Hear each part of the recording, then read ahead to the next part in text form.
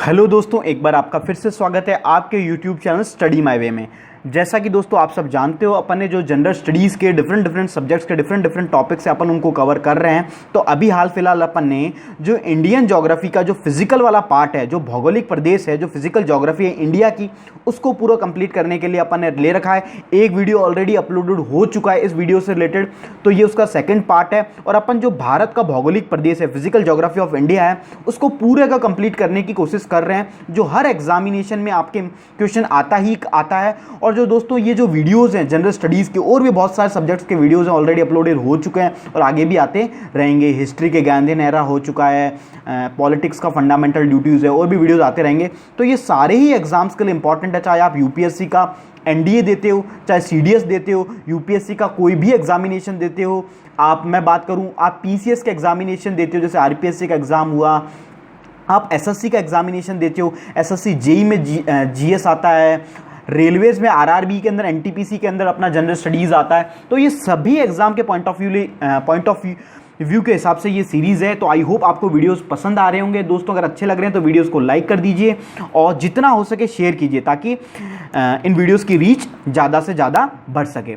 तो दोस्तों अब अपन बात करते हैं जो अपन भारत के जो फिजिकल ज्योग्राफी का आज अपना सेकंड पार्ट है। इससे पहले मैंने आपको क्या बताया था, अल्फ्रेड वैगनर और कोबर का जो भूसन्नति सिद्धांत है कि कैसे जो इंडिया, जो वर्ल्ड का फॉर्मेशन हुआ, जो पृथ्वी है उसके अंदर जो कैसे कैसे ये कॉन्टिनेंट्स बने, उसको अपन ने पूरा समझाया। आई होप आपको समझ में आ गया होगा। अब अपन पढ़ते हैं दोस्तों भारत के भौगोलिक प्रदेश। तो सबसे पहले मैंने कल आपको दिखाया था 5 अलग अलग पार्ट्स हैं। तो सबसे पहला पार्ट की मैं बात करूं दोस्तों, वो है अपना उत्तर का पर्वतीय क्षेत्र। उत्तर का पर्वतीय क्षेत्र, ठीक है। अब इस पर्वतीय क्षेत्र में मैं आगे बात करूं तो दोस्तों नॉर्दर्न हिमालयाज, सबसे पहले मैं बात करूं तो दोस्तों हैं पार और ट्रांस हिमालय।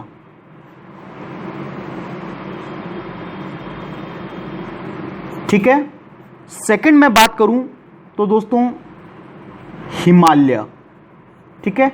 और थर्ड में बात करूं तो वो है Purvanchal, that is north east Himalaya, Purvanchal Himalaya, ठीक है। तो ये बात हुई दोस्तों अपनी उत्तर का पर्वतीय क्षेत्र इन 3 भागों में विभाजित है, इन 3 भागों में डिवाइडेड है। तो सबसे पहले मैं बात करूं दोस्तों पार और ट्रांस हिमालय, तो पार और ट्रांस हिमालय 3 के अंदर डिवाइडेड है सब। पहली सीरीज है Karakoram, Karakoram. Second one is Ladakh, जो अपने सबसे ऊपर क्षेत्र है। अभी अपन इसको डायग्राम के थ्रू समझेंगे, बिल्कुल मैप के थ्रू। और फिर है जास्कर, ठीक है। फिर मैं बात करूं हिमालय की,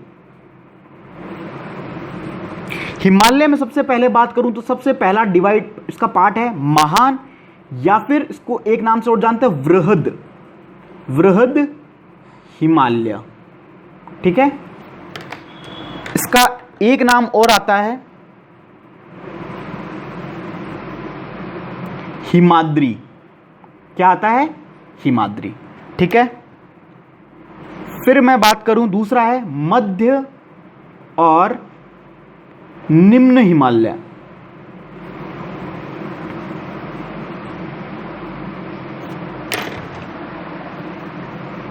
दैट इज हिमाचल जो वाला जो अपना क्षेत्र है, अपना जो एरिया है, वो किसके अंडर आता है दोस्तों, मध्य और निम्न हिमालय के अंदर, ठीक है। और इसको एक नाम और इसका है हिमाचल, ठीक है। फिर तीसरा है दोस्तों बाह्य, बाह्य मतलब होता है एक्सटर्नल या उप हिमालय, ठीक है। और इसका एक नाम और मिलता है, वो है शिवालिक, शिवालिक रेंजेस। अगर आपने पहले पढ़ा हो तो आपको इस थोड़ा बहुत ध्यान भी होगा। तो यह बात हुई दोस्तों अपना उत्तर का पर्वतीय क्षेत्र, ठीक है। अब मैं ये इतना समझ में आ गया, इसको आप लिख लीजिए।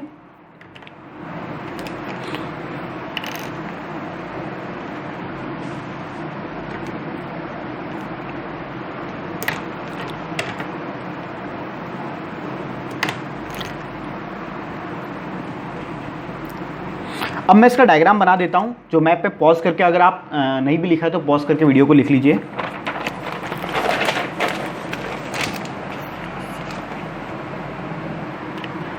ठीक है, अब अपन बनाते हैं इसका मैप, साथ के साथ बनाते जाइए दोस्तों।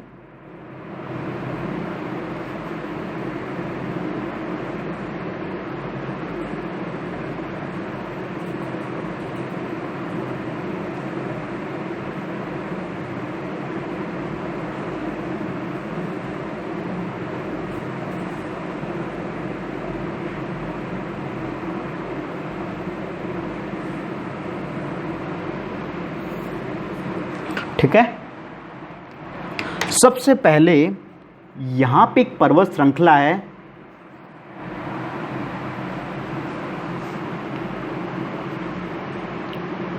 हिंदू कुश।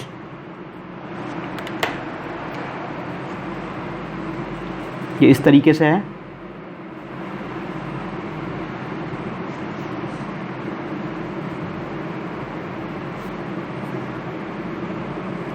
ठीक है, फिर मैं बात करूं, यह है अपनी दोस्तों काराकोरम, यह है अपनी लद्दाख, और यह है अपनी जास्कर। ये जो मैंने दर्रे वाला वीडियो है उसमें भी आपको बताया था। तो यह है कौन सी, काराकोरम। दिस वन इज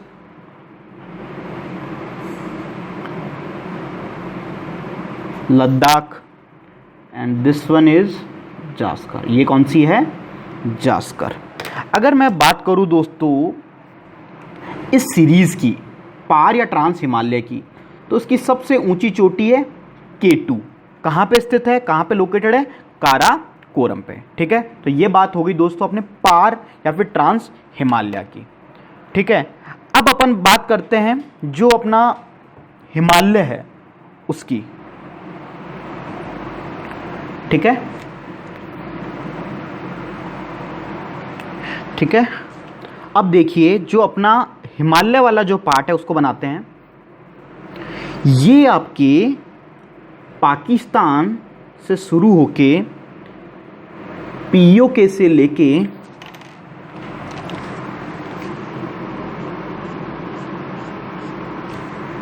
आपके ये नेपाल से होती हुई जो महान हिमालय है, ये सिक्किम से होते हुए ये अरुणाचल प्रदेश से होती हुई, फिर मैं यहाँ बात करूँ तो ये आपका नामचा बरवा या फिर जो म्यांमार है उधर है नामचा बरवा।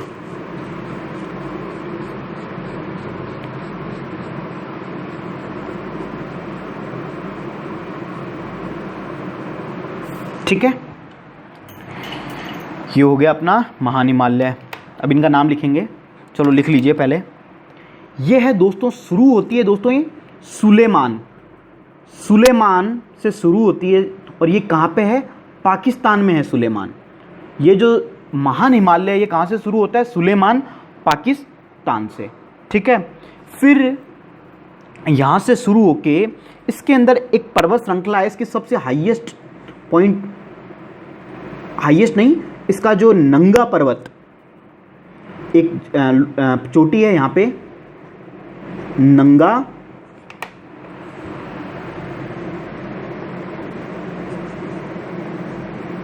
पर्वत।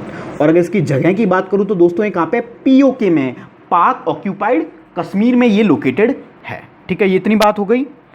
फिर एक चोटी इसकी यहाँ पे है,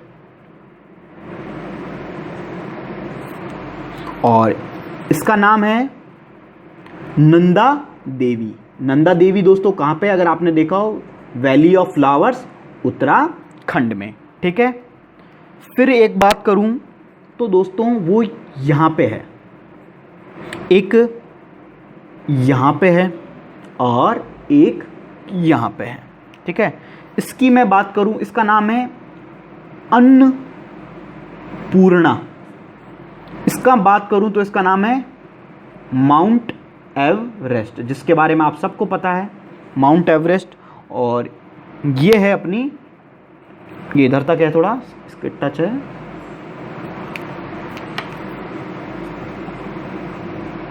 कंचनजंगा। और ये कहाँ, और अगर मैं इनकी लोकेशन की बात करूं तो जो अन्नपूर्णा और जो माउंट एवरेस्ट है ये कहाँ पे लोकेटेड है दोस्तों, नेपाल में। ये दोनों कहाँ हैं, नेपाल में। और अगर मैं कंचनजंगा की बात करूं तो ये दोस्तों कहाँ पे है, सिक्किम में है। ठीक है, इतनी बात हो गई। फिर यहाँ पे एक सीरीज है, यहाँ पे एक पहाड़ है, इसका नाम है नामचा बरवा। और नामचा बरवा कहाँ पे है, अरुणाचल प्रदेश में है, अरुणाचल प्रदेश। ठीक है, और इसका मैंने अभी आपको बताया था, इसका नाम क्या है, अर्कान योमा।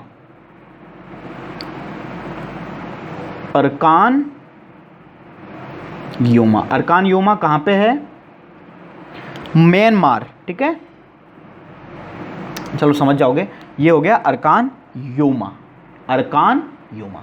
ठीक है, ये हो गई अपना महान हिमालय। अब बात करते हैं अपना जो मध्य हिमालय या फिर कौन सा, हिमाचल वाला पार्ट है। तो इसको बनाइए साथ ही साथ, ये यहाँ इस तरीके से, यहाँ एक, यहाँ और फिर इस तरीके से होती हुई छोटी छोटी ये इधर फैली हुई है। ठीक है, ये हो गया अपना मध्य हिमालय। इनके नाम की मैं बात करूं, चलो एक बार साथ ही बना लेंगे, पहले पूरा बना लेते हैं। फिर है दोस्तों अपना जो निम्न बाह्य हिमालय, शिवालिक की जो पहाड़ियां हैं वो आती है यहाँ इस तरीके से, और ये यहाँ तक। ठीक है, ये क्या है दोस्तों,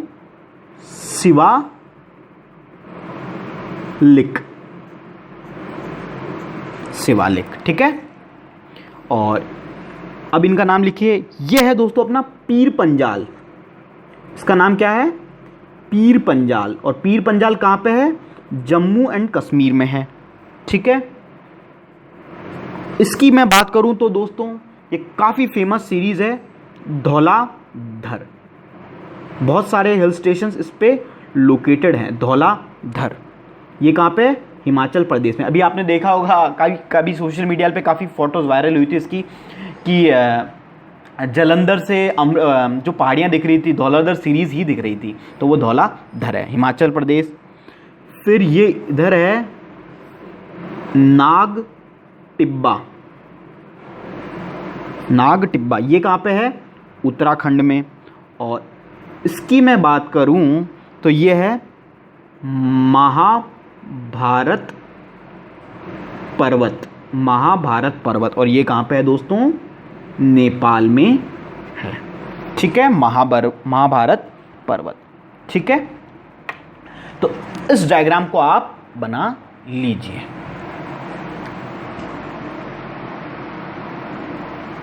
आई होप समझ में आ रहा होगा। इसकी फ्लैश थोड़ी सी बंद हो गई है, लेकिन दिख रहा है, आई होप।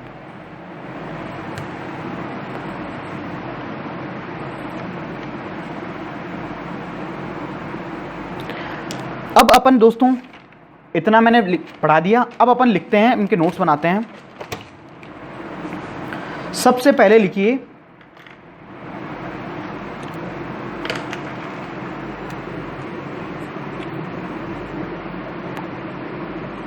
ट्रांस और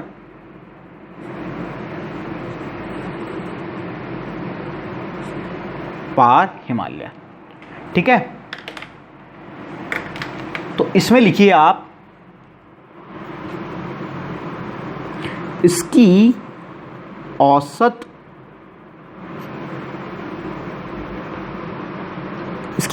ऊंचाई कितनी है, 4500 से लेके 5500 मीटर है इसकी औसत ऊंचाई। ठीक है, अब एक चीज है, यहां पे तापमान की सामान्य हाश दर है। अब ये सामान्य हाश दर क्या होता है, हिंदी मीडियम वालों को तो आई होप समझ में आ गया होगा, लेकिन इंग्लिश मीडियम वालों को मैं बता देता हूँ क्या होता है कि कोई भी पहाड़ पे, जैसे मान लीजिए कोई भी पहाड़ पे जैसे जैसे अपन ऊपर की तरफ जाते हैं, जैसे जैसे भी अपन ऊपर की तरफ जाते हैं तो टेम्परेचर क्या होता है, गिरता जाता है। अगर मैं बात करूं इस टेम्परेचर गिरने की प्रोसेस को क्या बोलते हैं, हाश दर। हाश दर मतलब होता है डिग्रेडेशन, ठीक है, degradation of temperature is known as तापमान की सामान्य हाश दर, ठीक है। और अगर मैं एक फैक्ट के हिसाब से बात करूं तो 165 मीटर पे जैसे जैसे अपन ऊपर जाएंगे तो 1 सेंटीग्रेड डिक्रीज होता है किसके अंदर, एक टेम्परेचर पे। और अगर मैं बात करूं 1000 मीटर पे मतलब 1 किलोमीटर पे 6.5 डिग्री सेंटीग्रेड टेम्परेचर गिरता है। इसीलिए आपको पता होगा ये जो ट्रांस और पार हिमालयाज हैं काफ़ी ठंडे होते हैं, और जितने भी हिमालयन पार्ट्स होते हैं वो हिमालय जगह होते हैं, हिल स्टेशन, इसलिए ही तो लोग जाते हैं वहाँ, ताकि वहाँ उनको गर्मी से निजात पा सकें, ठीक है। तो ये होता है, इसको चाहे तो आप लिख लीजिए। और इसके आगे यहाँ पे इंग्लिश वालों को मैं बता देता हूँ, as we go up temperature decreases, ठीक है। और ये डेटा इसके नीचे लिख लीजिए।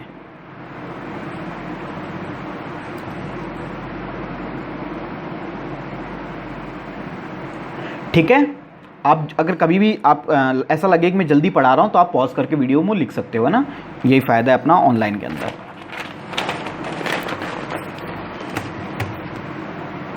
ठीक है, अब देखिए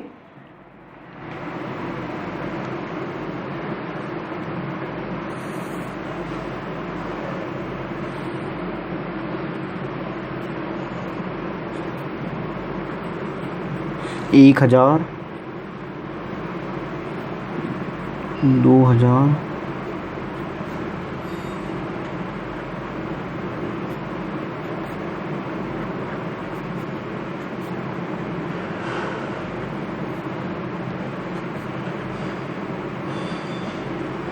ठीक है। ये अपनी ये जो एक्स एक्सिस पे है, ये जो अपना वर्टिकल वाली जो लाइन है यहाँ पे क्या है, हाइट है इनकी, और इधर की तरफ वाई डायरेक्शन में क्या है इनकी, ये हिमालय को शो कर रहा है ना।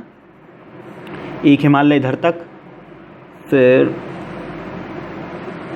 एक हिमालय इधर तक, एंड एक हिमालय इधर तक, ठीक है। अब इधर देखिए कि जो भी पहाड़ियों पे जो ग्लेशियर जमते हैं, ग्लेशियर को दोस्तों अपन बोलते हैं हिमनद, और इंग्लिश में बोला जाता है ग्लेशियर, ठीक है।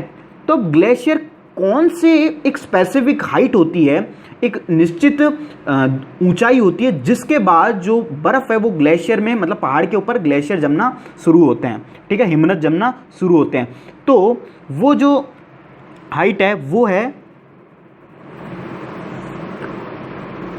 4200 मीटर, और इस रेखा को अपन बोलते हैं हिम रेखा। हिम रेखा, बात समझ में आ गई, ठीक है। हिमनद, इसको हिमनद नहीं हिमानी, हिमानी, ठीक है, हिम रेखा और हिमानी, ठीक है। तो ये बात समझ में आ गई, मतलब इस हाइट से ऊपर जितने भी हिमालयाज होंगे, तो मैं बात करूँ अगर ट्रांस हिमालय की, तो ट्रांस हिमालयाज या पार हिमालयाज पे क्या होगा, इनकी औसत ऊंचाई कितनी है, 4500 से 5500 मीटर। तो इन पे ग्लेशियर मिलेंगे, बहुत सारे ग्लेशियर मिलेंगे। तो सीधी सी बात है, तो जो सबसे ज़्यादा जो ग्लेशियर मिलते हैं वो ट्रांस या पार हिमालयाज पे मिलते हैं, जैसे सियाचिन हुआ, बाल्टोरा हुआ, साल्टोरा हुआ, ठीक है, हुंजा हुआ, हिस्पर हुआ, इतने ये सारे, ठीक है, इसको बना लीजिए।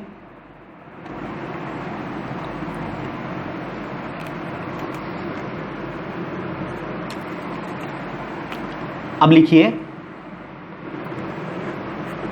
शोभ मंडल, शोभ मंडल से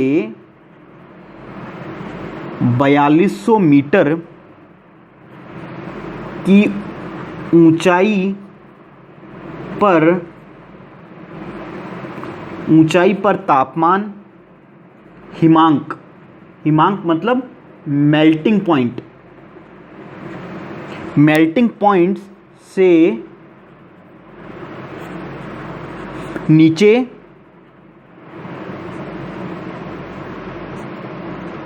चला जाता है, इसलिए इसे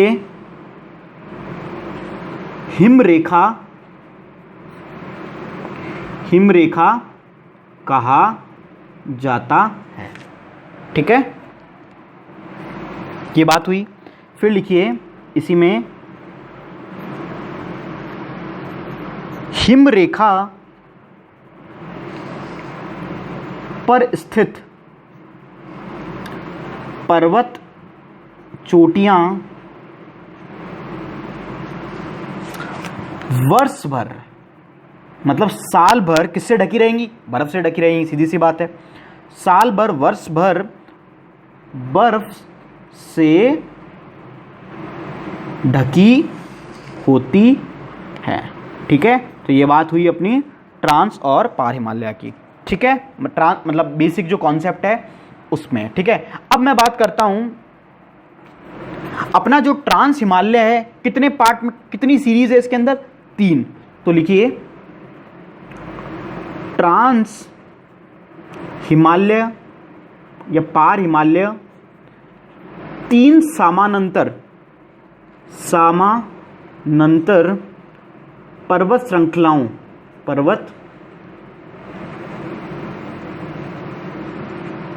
श्रृंखलाओं से मिलकर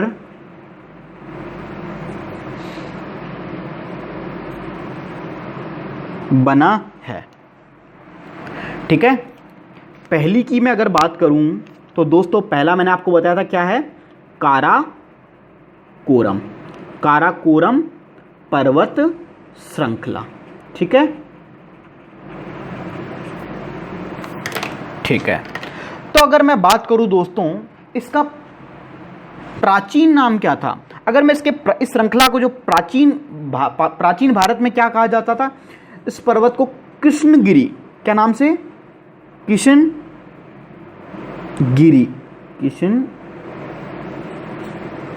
किशनगिरी पर्वत बोला जाता था। ठीक है, और इसको एशिया की रीढ़ भी कहा जाता है, एशिया की रीढ़ भी कहा जाता है।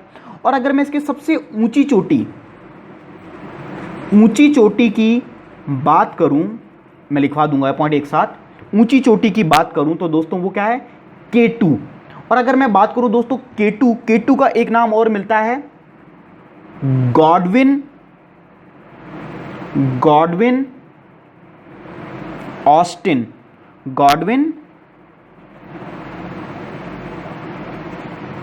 ऑस्टिन।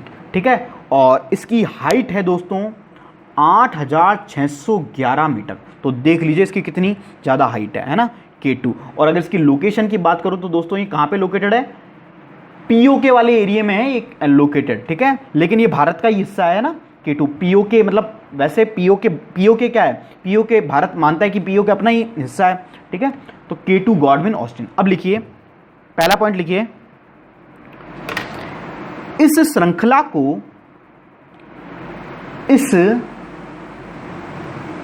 श्रृंखला को प्राचीन काल में कृष्णगिरी पर्वत भी बोला जाता था। ठीक है, नेक्स्ट पॉइंट लिखिए, इसको एशिया की रीढ़ भी कहा जाता है। ठीक है, थर्ड पॉइंट लिखिए, इसकी सबसे ऊंची चोटी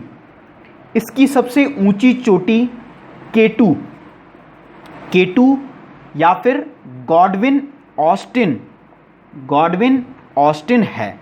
और ब्रैकेट में लिख लीजिए 8611 मीटर @ POK, मतलब POK में लोकेटेड है। ठीक है,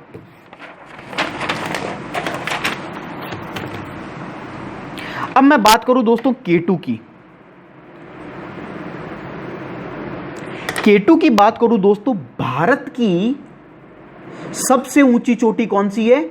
K2 है, भारत की, है ना। और विश्व की सबसे ऊंची चोटी की बात करी जाती है तो वो कौन सी आती है? Mount Everest. ठीक है, भारत की सबसे ऊंची चोटी कौन सी है? K2। और अगर विश्व की सबसे ऊंची चोटी की बात करूं तो माउंट एवरेस्ट। ठीक है, ये हो गई K2 की बात, एक चीज। फिर ठीक है, तो इसको लिख लीजिए, चलो एक पॉइंट कर बना के लिख लीजिए। K2 भारत की सबसे ऊंची तथा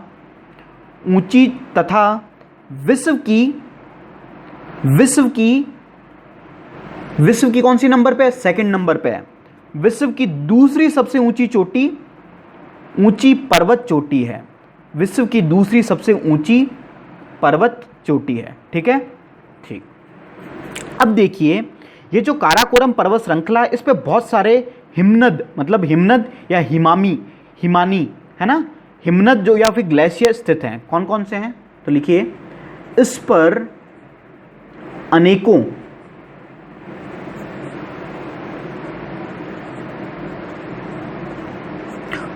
हिमनद, या फिर ब्रैकेट में लिख लीजिए ग्लेशियर स्थित है।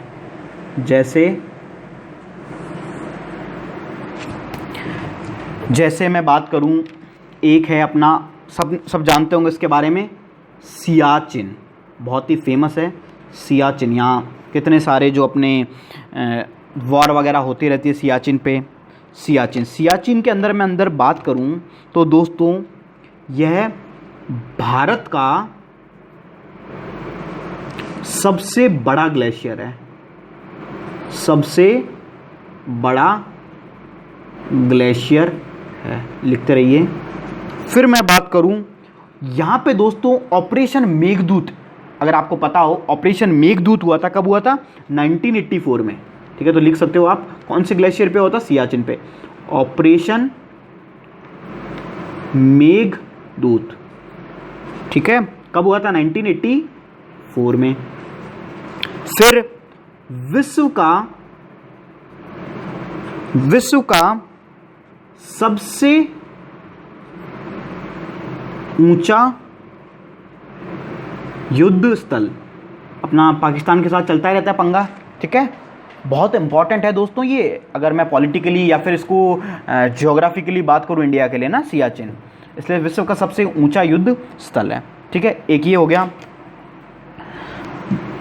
दूसरे की मैं बात करूं, जैसे हैं और हैं बाल्टोरा, साल्टोरा, हुंजा, फिर है हिस्पर आदि। ठीक है, हिस्पर आदि। ये दोस्तों अपना हो गया काराकोरम पर्वत श्रृंखला। ठीक है, लिख लीजिए।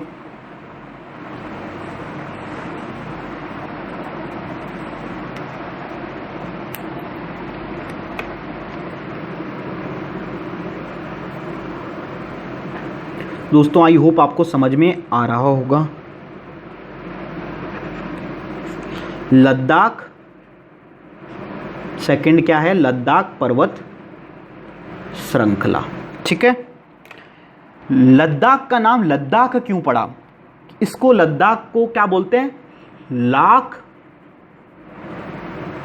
दर्रों का घर, लाख दर्रों का घर। दर्रों के मैंने वीडियोस बना दिए हैं, आप वो वीडियो जाके देख भी सकते हो। लद्दाख का नाम को लद्दाख क्यों कहते हैं? यहाँ लाखों दर्रे हैं, इसलिए इसका नाम क्या हो गया? लद्दाख।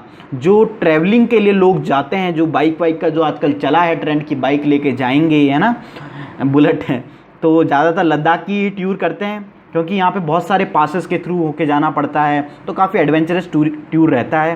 तो आपको भी अगर मिले समय जीवन में तो जाइएगा। ठीक है, तो लाख दर्रों का घर, और इसे मिनी तिब्बत का पठार या फिर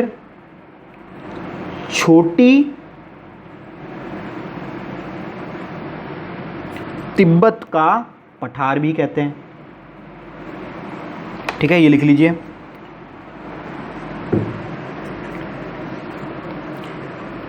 इसकी सबसे ऊंची चोटी की अगर मैं बात करूं तो इसकी सबसे ऊंची चोटी है दोस्तों राकापोसी। कौन सी है? राकापोसी। और इसकी हाइट की मैं बात करूं तो दोस्तों यह है 7,788 मीटर। ठीक है, ठीक। और इस राकापोसी की एक विशेषता है, इसकी एक स्पेशल ज्योग्राफिकल फीचर है कि ये सबसे तीव्र ढलान वाली चोटी है। तो लिखिए राकापोसी विश्व की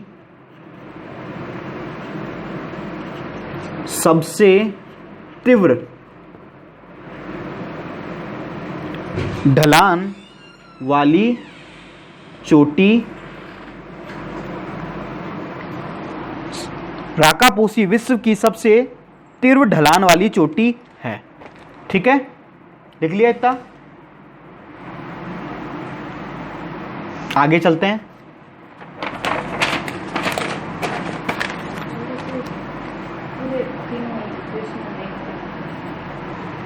अब देखिए, अगर मैं बात करूं दोस्तों सिंधु नदी की, किसकी मैं बात कर रहा हूं? सिंधु नदी की। तो सिंधु नदी जो लद्दाख और जो जास्कर पर्वत श्रृंखला है उसके समानांतर बहती है। लद्दाख और जास्कर पर्वत श्रृंखला के इस तरह समानांतर बहती है। कौन सी नदी?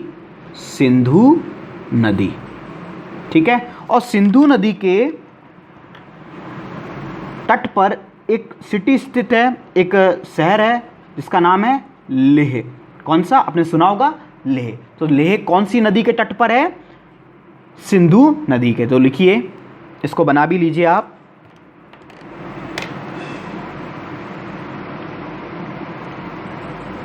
सिंधु नदी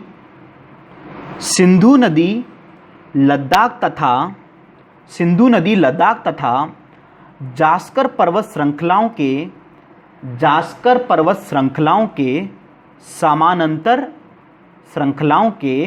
समानांतर बहती है। ठीक है, नेक्स्ट पॉइंट लिखिए। लेह शहर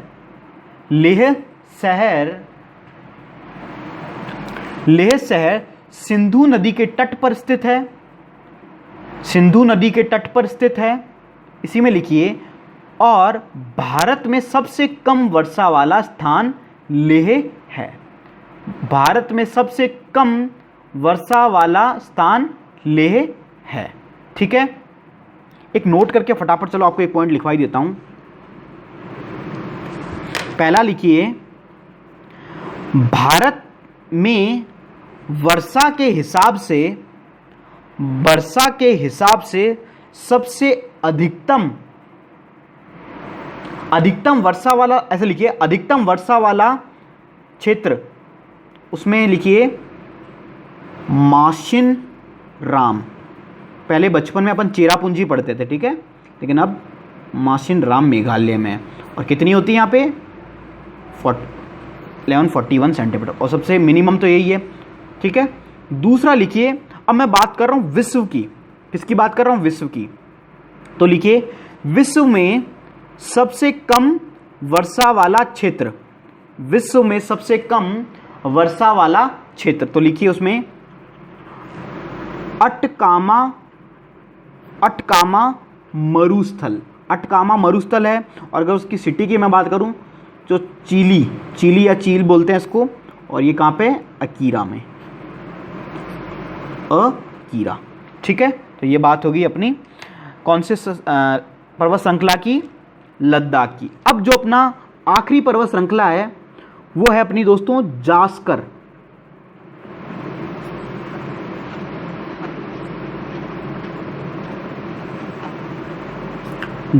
पर्वत श्रृंखला। ठीक है, इसमें लिखिए, जास्कर पर्वत श्रृंखला भारत का सबसे ठंडा स्थान भारत का सबसे ठंडा स्थान जम्मू एंड कश्मीर का द्रास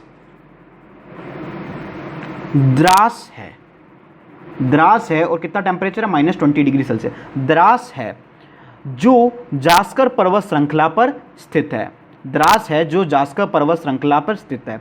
दोस्तों, अपनी जो इंडियन आर्मी है, जो अपनी पैरामिलिट्रीज़ है, BSF, CRPF, जितने भी अपने जो मिलिट्री एंड पैरामिलिट्री के जो फोर्सेस के जो फौजी लोग हैं, वो इसी द्रास सेक्टर पे, मेरे बहुत सारे फ्रेंड्स इस द्रास सेक्टर पे ऑलरेडी अभी भी पोस्टेड है ना, तो उनसे जब भी बात होती है तो वो इन यहाँ की कंडीशंस के बारे में बताते हैं।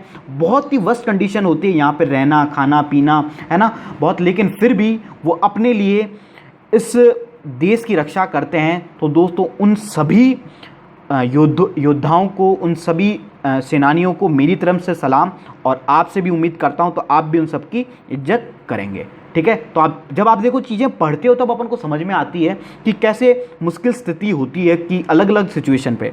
ठीक है, नेक्स्ट पॉइंट लिखिए, शेषनाग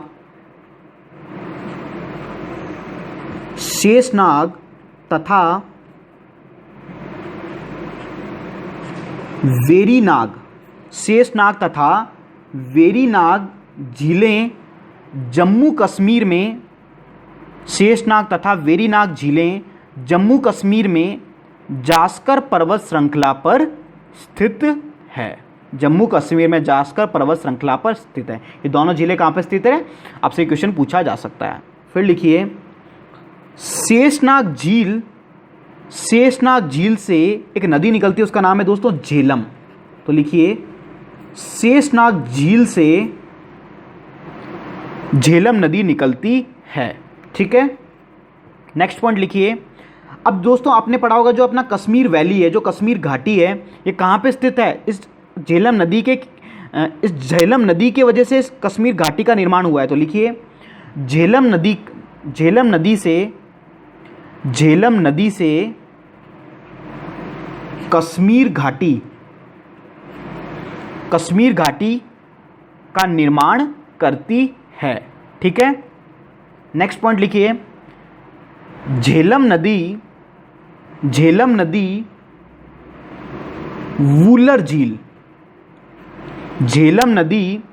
वूलर झील का निर्माण करती है, जो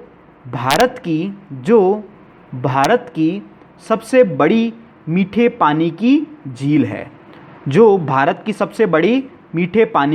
है। तो दोस्तों, अगर आपसे क्वेश्चन पूछा जाए भारत की सबसे बड़ी मीठे पानी की झील कौन सी है, तो वूलर झील है।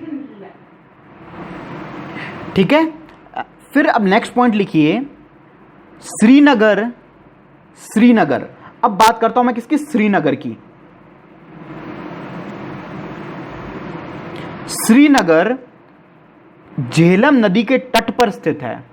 ठीक है, अगर आप कभी श्रीनगर गए हो तो आपको देखा होगा जो झेलम नदी है, जो आपने डल झील वगैरह देखी होगी, तो श्रीनगर जो है वो झेलम नदी के तट पर स्थित है।